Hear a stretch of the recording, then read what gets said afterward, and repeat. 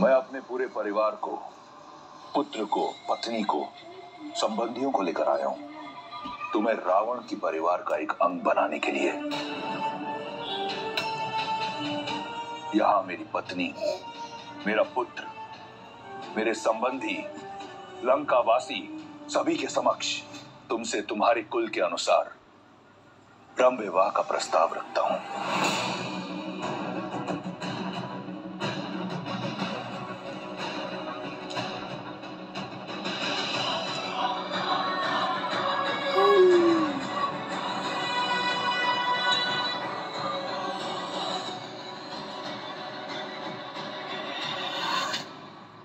देखो मेरी ओर,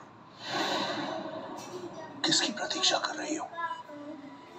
कोई नहीं आएगा तुम्हारी सहायता के लिए, और जिन्हें तुम यहां अपना मित्र मानती हो ना,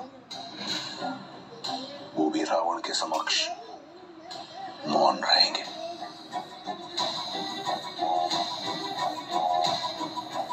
जब सीता मिले उसे बताना कि उसका पता चलते ही मैं क्षण भर कभी विलंब नहीं करूंगा, और शीघ्र अतिशीघ्र उसका राम उसे लेने अवश्य आएगा। रावण के अतिरिक्त अब कोई नहीं है तुम्हारा। तुम्हारा वो वनवासी स्वप्न में भी यहां नहीं पहुंच पाएगा। इतने माह के पश्चात क्यों नहीं समझ रही ये बात तुम सीता? देखो मुझे, देखो मेरी ओर।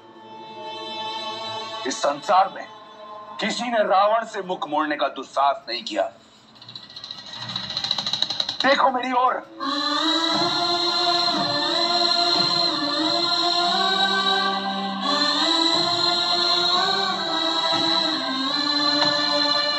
देखो, ये संसार साक्षी है कि तुमने मेरे प्रेम को, मेरी विनम्रता को इतने निष्ठुर रूप से ठुकराया है। तुम्हारा परामर्श मानकर मैंने अपने भीतर के ब्राह्मण को जीवित रखने का भरपूर प्रयास किया। आदर सहित तुमसे ब्रह्म विवाह करने का प्रस्ताव रखा, परंतु तुम नहीं मानी। तुम्हारे इस नकारात्मक व्यवहार ने मेरे धैर्य का बांध तोड़ दिया है, मुझे पूर्ण राक्षस बनाने पर विवश कर दिया है। अब मैं तुमसे बलपूर्वक विवाह करूंगा, क्योंकि यही है मेरी राक्षस प्रवृत्ति और यही है राक्षस संस्कृति।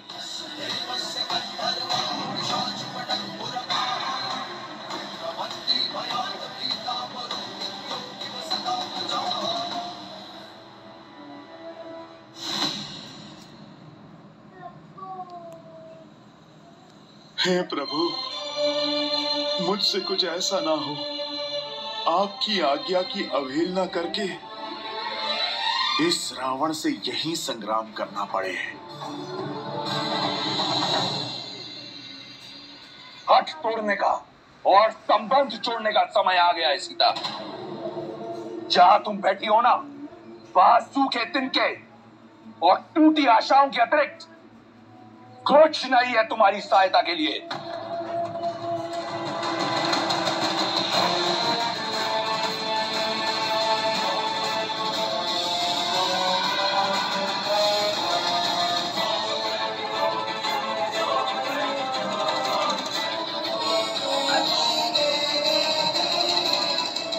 वहीं रुक जाओ रावण, वहीं रुक जाओ रावण, वहीं रुक जाओ रावण।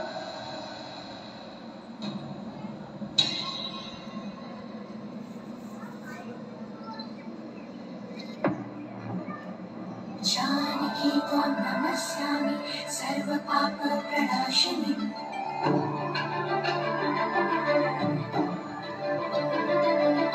जानकी त्वां नमस्यामि सर्वपापप्रणाशिनि। स्त्री के ना को बल से हाँ में बदलने वाले से अधिक निर्बल कोई नहीं होता। सूखे तिनके की बात कही थी ना तुमने, कि इसके अतिरिक्त कोई नहीं आएगा मेरी सहायता करने को, तो आज ये सूखा तिनका मेरे पतिव्रत, मेरे सम्मान की रक्षा करेगा। यदि श्री राम के प्रति मेरा धर्म, मेरी निष्ठा सच्ची है, तो आज ये तुच्छ तिनका तुम्हें ध्वस्त करेगा।